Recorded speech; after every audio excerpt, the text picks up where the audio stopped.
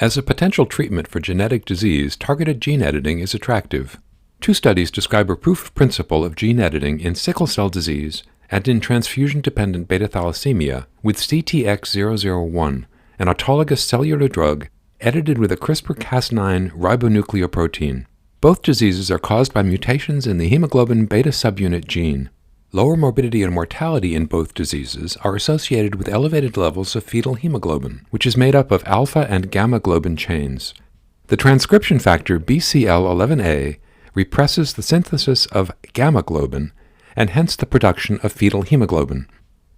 The investigators used a ribonucleoprotein consisting of Cas9 nuclease and a guide RNA targeting a small enhancer segment of the BCL11A gene, which is necessary for the expression of BCL11A in red cells.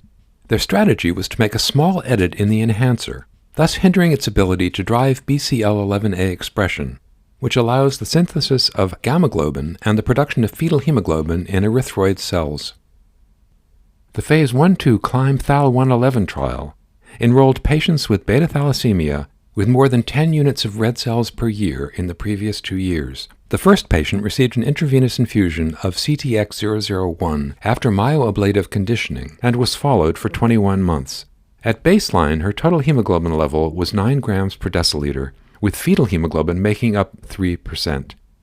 18 months after infusion, her total hemoglobin level had risen to 14 grams per deciliter, with fetal hemoglobin making up 93%. She last required a red cell transfusion 1 month after infusion of CTX001. She had 2 serious adverse events: pneumonia in the presence of neutropenia and veno-occlusive liver disease with sinusoidal obstruction syndrome, both of which resolved. The Phase 1/2 CLIMB-Thal-121 trial enrolled patients with sickle cell disease with a history of 2 or more vaso-occlusive crises per year over the previous 2 years. The first patient had an average of 7 vaso-occlusive episodes per year for 2 years before CTX001 infusion. At baseline, the total hemoglobin level was 7 grams per deciliter, with fetal hemoglobin making up 9%, and sickle hemoglobin making up 74%.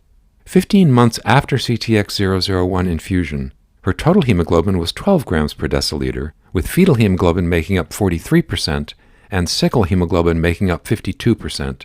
Her last transfusion of red cells occurred 19 days after infusion of CTX001, and she has had no vaso-occlusive episodes since infusion. She has had 3 serious adverse events: sepsis, cholelithiasis, and abdominal pain, all of which resolved. The authors conclude that CTX001 showed high levels of allelic editing and durable engraftment, high levels of fetal hemoglobin, and the elimination of vaso-occlusive episodes and the need for transfusion. The extent to which these results will generalize to other patients is not yet known.